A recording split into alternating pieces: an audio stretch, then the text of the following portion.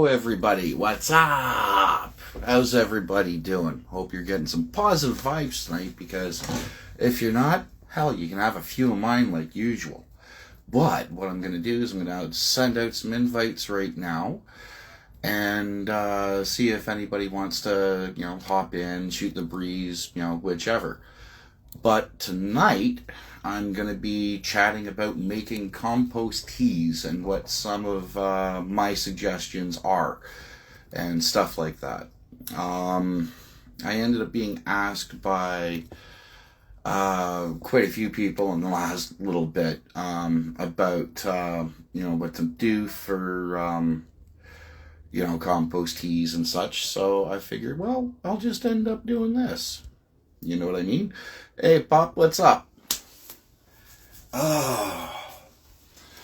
But compost teas. Yes. Compost teas can be rather interesting kind of beasts, if you know what I mean. Everybody has a difference of opinion as to what to put in there, if there's any use for it, how they should be brewed, so on and so forth.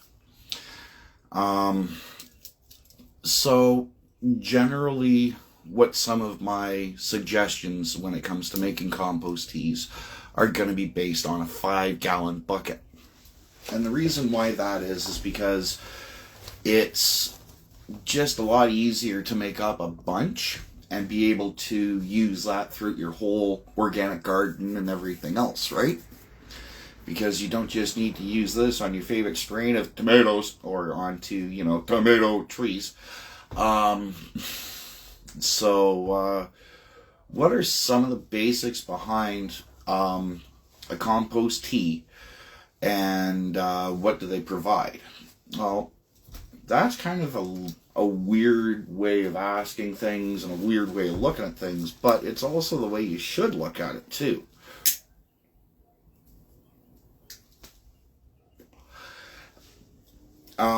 The reason why you say that's the reason why you should end up looking at it like that too is simply because they are weird. Everybody has a different way of doing things.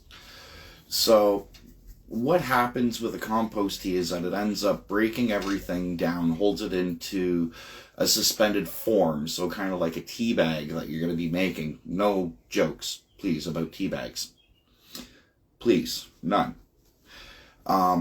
But when you end up going to make this, you're going to end up needing, in my opinion, if you're going to be growing indoors,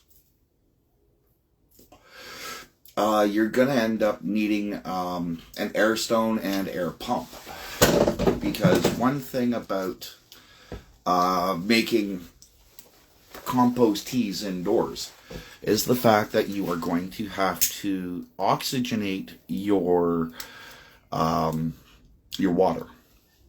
Do you need diluted water? No. Or distilled water? No, not really. Some people end up using distilled water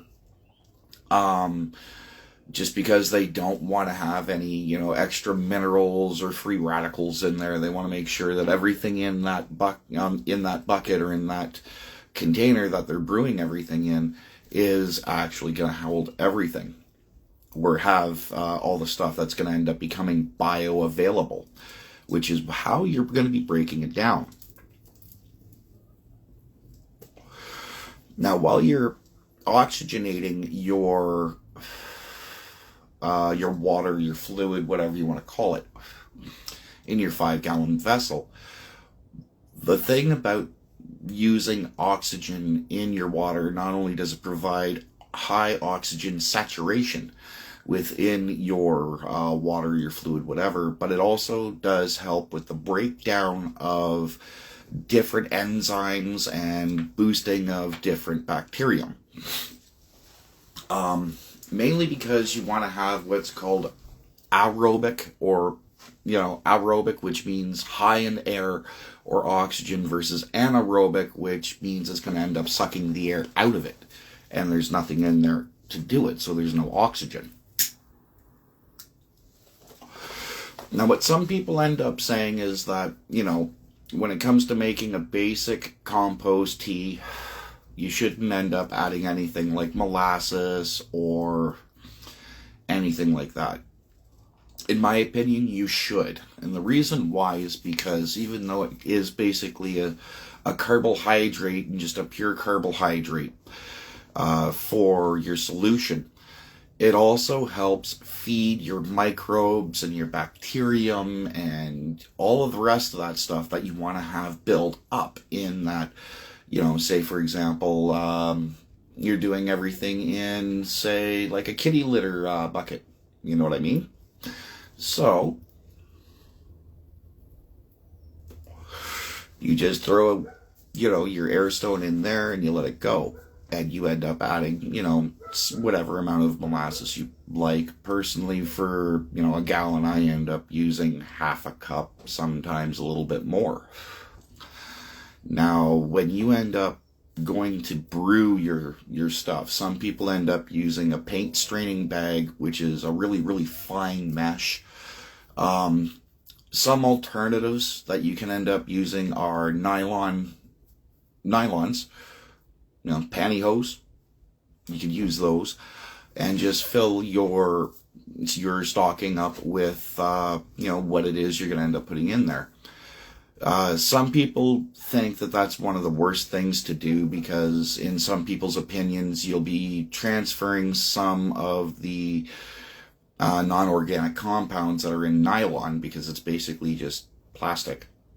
Or, just basically plastic.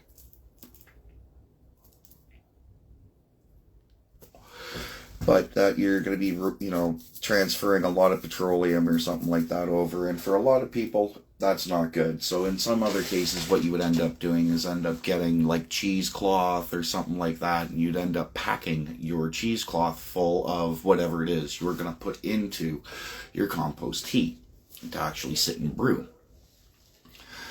Now, when you go to do this, what you want to do is you want to take your air stone and put that at the bottom of your bucket. You want to fill everything up. Hey, Coot, what's up, brother? You want to fill up that whole bucket, maybe 4 or 5 inches, 3 or 4 inches anyway, away from the top of the lid, brim of the bucket, whatever. And this way it ends up giving you space for a couple of things. One, once you end up filling your tea bag, essentially, again, no jokes, what you're going to do is you're going to let that fall straight down on top of your air stone. And that's going to end up making sure, think of it like the heat of a tea or the heat of a coffee where, you end up having everything just going straight up because, you're trying to release all those juices and all those oils. That's what's going on when you end up throwing that on top of your air stone. Now, you're going to end up having leaching, of course, and that's what you want. It's just that simple. You want all of that stuff to leach out into the water. Now, when it comes to different recipes for compost teas, everybody will have a difference of opinion. 7 different ways from Sunday. One person's compost tea isn't another's. Now, if you're looking for a very, very easy compost tea to make and to hold on to, what's up? Look, this is normally what I would end up suggesting you do. When you end up going to make it, take your worm castings, if you're growing indoor. If you're not, take your cow manure, whatever it is, put in, a cup or 2 of worm castings, and then end up adding, say for example, some feather meal, then end up adding some crustacean meal, or it's also called sea crustacean powder.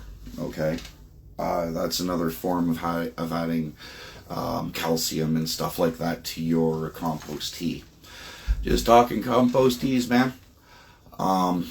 Now, the other part to that I would end up adding would be a bunch of other, additives like bone meal, blood meal, stuff like that. Depending on where you are in your growing stage, you could end up actually tailoring it exactly right into where you want it. Another really easy compost tea to make is, cup of worm castings, and throw in, 5 or 6 scoops of the grow from Green Rush Organic, and do the same thing when it comes to bloom. Use your worm castings, great source of nitrogen if you want to have that. But another good recipe for your flowering cycle would actually end up being high phosphorus compost tea. So you're talking more of, let's say, for example, seabird guano, bat guano, chicken manure, chicken guano, stuff like that, and just basing everything off of that. All of that you can end up picking up naturally, from your greenhouses that are out there. Now, what you want to do, if you want to add extra minerals, like I said, grab Green Rush, throw a little bit of bloom in there, add some sea kelp to it. Their kelp extract that they have in there is actually really good, and it's a natural source of iodine, not so much salts, but iodine. There is a big difference between the two of them, believe it or not. Now, when you end up doing this, you want it to sit for 24 hours. Just let it sit and bubble. Like I said, use a paint straining bag. Heck, you could end up taking everything, throw it all in there, just let it sit and bubble overnight, and then strain it out after if you wanted. Think of it like brewing wine, and you're just letting the finings fall to the bottom.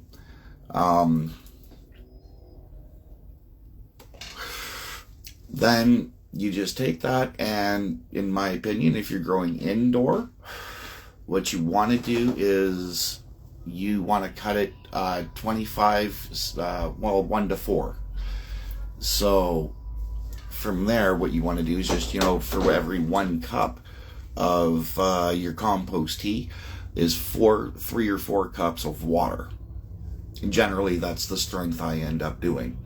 Sometimes it can end up being a little overkill, but it is what it is.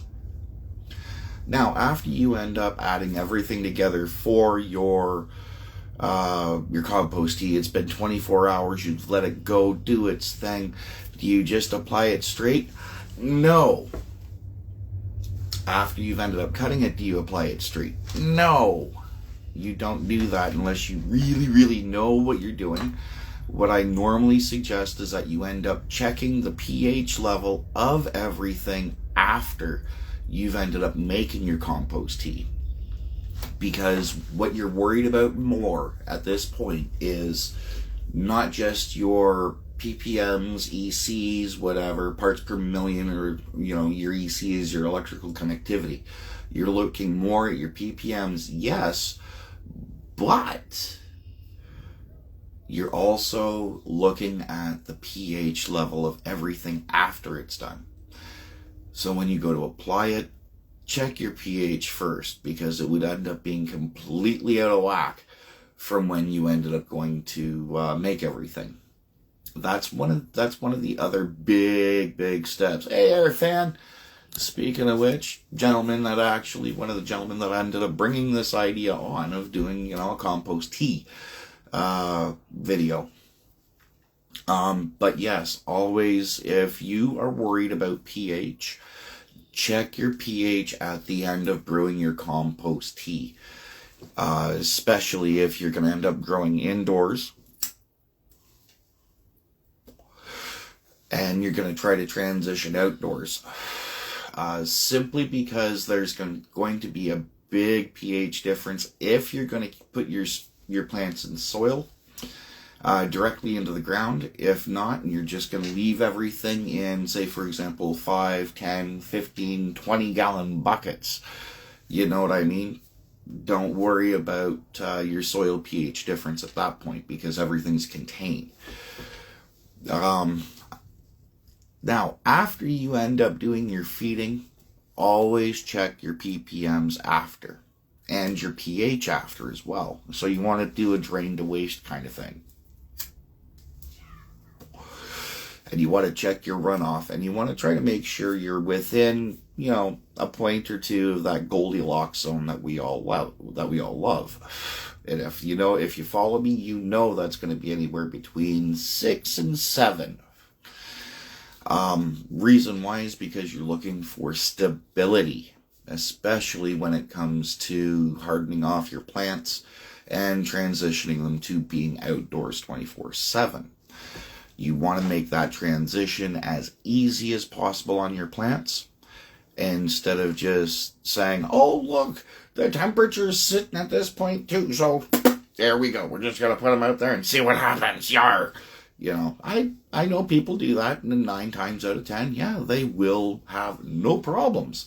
But when it comes to your feedings, you'll want to try to make it as easy on your plants as possible so that they can heal a lot easier after, especially if you're doing low stress trading or you're doing cropping, super cropping. Also, if, say, for example, you end up deciding to scrog and stretch everything out, get that nice big, bush that everybody likes. Those are other reasons why you want to try to keep your pH at a stable area, because it does help with healing, not just with it growing. And so hopefully you guys ended up learning something tonight on this live. And again, big shout out to AirFan13 for really kind of giving me a big poke on, how to do this. No jokes, please. I just realized how that came out, and it came out so frickin' wrong. But doesn't matter. You guys get the gist. But anyway, as always, hope you took notes, and I hope you learned something. And as always, take care of each other. Peace.